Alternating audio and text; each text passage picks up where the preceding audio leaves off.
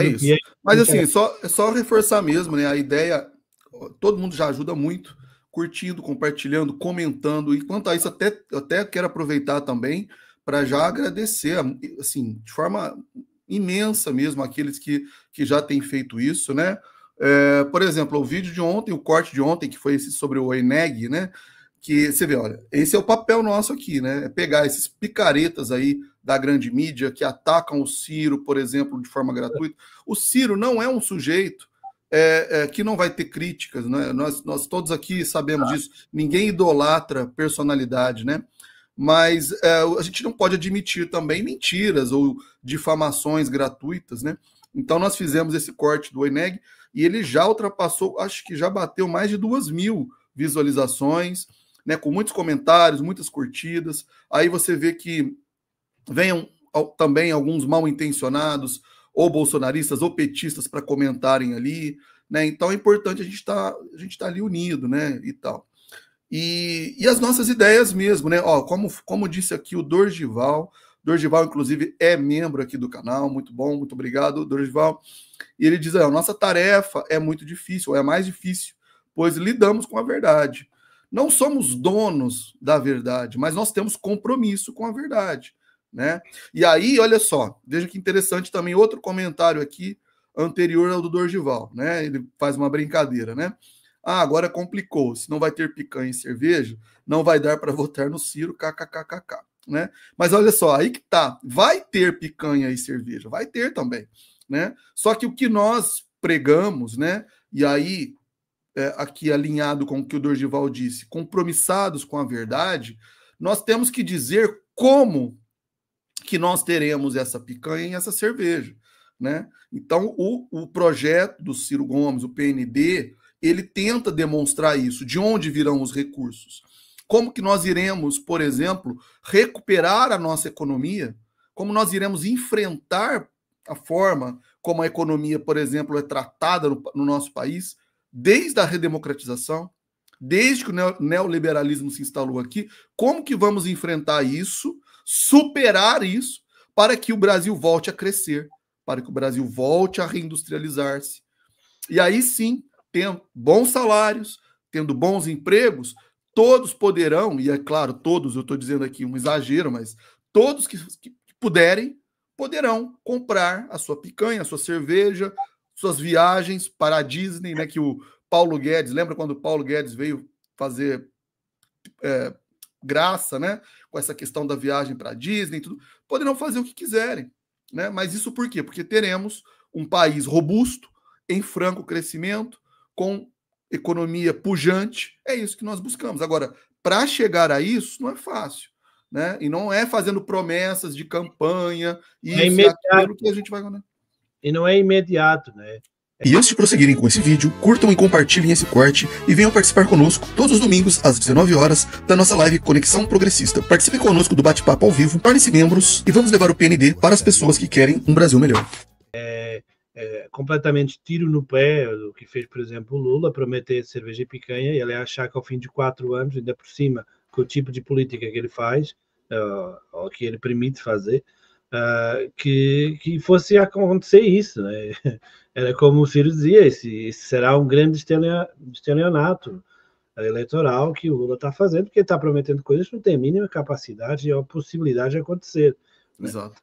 E não tenhamos ilusões, se o Ciro Gomes for presidente, também não vai mudar as coisas radicalmente da noite para o dia, de modo a trazer os resultados esperados.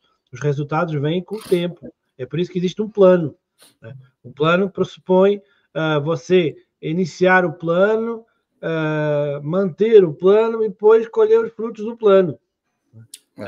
E há planos a longo prazo, há planos mais rápidos, mas trazer o Brasil para a esfera do desenvolvimento, né, que é isso que se quer, não é o crescimento económico. Os políticos e esses economistas do sistema falam muito em crescimento económico, mas na verdade o que se pretende é desenvolvimento económico, que só é possível também com o crescimento, mas só o crescimento não traz desenvolvimento econômico. Né? Você pode ter 2 ou 3 anos seguidos de grande crescimento e depois no 4º ano você desce e percebe que não houve desenvolvimento nenhum. Desenvolvimento é quando você cria estruturas sociais e económicas que perduram o seu papel produtivo e indutor de bem-estar social, em que 1 ou 2 anos negativos em crescimento não destroem.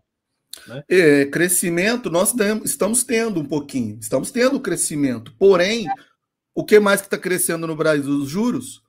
E numa porcentagem muito acima, e isso o Ciro fala muito bem, inclusive daqui a pouquinho vamos fazer aqui o react, né, da palestra do Ciro, né, que foi lá no Fórum O Otimista Brasil, os juros no nosso país muito acima, né, da previsibilidade que poderia existir sobre qualquer outro tipo de empreendimento.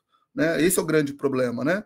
Se hoje eu abrir uma indústria, ou abrir uma loja, qualquer coisa que seja, a minha margem de lucro ela não terá o mesmo rendimento e o mesmo crescimento do que o meu dinheiro parado, por exemplo, em qualquer investimento que seja rentista, né? Então é esse o problema. Esse é o problema também. Então, é o que você está falando aí, né, Rui? Não adianta só crescer se também não existirem outras estratégias que incentivem, né, as atividades econômicas. Imagine que a taxa de juro alta, a especulação financeira traziam bem-estar e desenvolvimento econômico à população. Imagine, a gente sabe que não, né? Mas imagine que fosse, né? Essa política seria sustentável? Ou seja, é possível um Estado aguentar um estado de especulação eterno?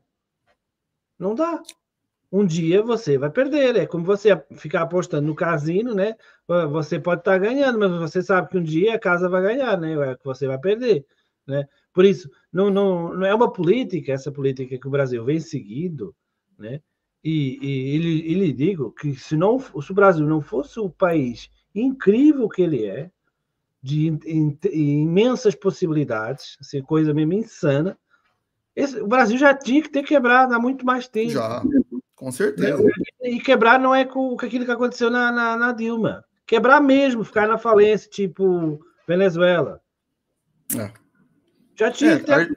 Argentina, veja a situação aí, né? Outros países próximos. Sim, exatamente. Mas é incrível que a riqueza é tão abundante que sempre há um setor que salva a coisa. Agora é o agro que tem que salva. Essa palestra que nós vamos colocar aqui agora, aliás, deixa eu só explicar mais uma vez, nós vamos fazer dois reacts aqui hoje, duas análises, né? 2 comentários. Um será sobre a palestra do Ciro no Fórum Otimista Brasil, e a outra, finalizando, e aí nós estaremos aqui com o David também conosco, nós vamos fazer um comentário sobre a entrevista, 2 trechos da entrevista do João Santana, também falando sobre eleição, falando sobre Ciro, muito interessante, né? E aí, só para adiantar aqui, né, tem uma passagem do Ciro, não sei se vocês assistiram, que dá vontade, olha, sinceramente, Rui, dá um aperto no coração de tristeza quando o Ciro faz a comparação, né, de 85 até os dias atuais com a própria China e com a Coreia do Sul, né, que tinham renda per capita muito abaixo do que o Brasil na época.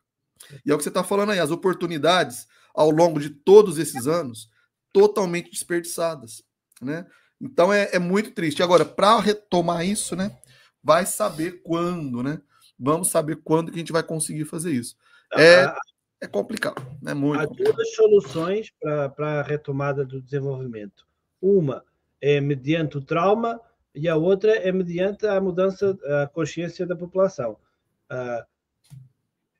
O trauma é o Brasil quebrar, efetivamente, o pessoal entender que, olha, batemos no fundo, não dá mais, tem que ser tudo reconstruído, democracia, o sistema eleitoral, modo de governança, o equilíbrio dos 3 poderes, é o povo entender que, olha, assim, acabou e estamos na miséria, estamos passando fome. Pronto. Isso é um cenário que, a meu ver, é para lá que se caminha.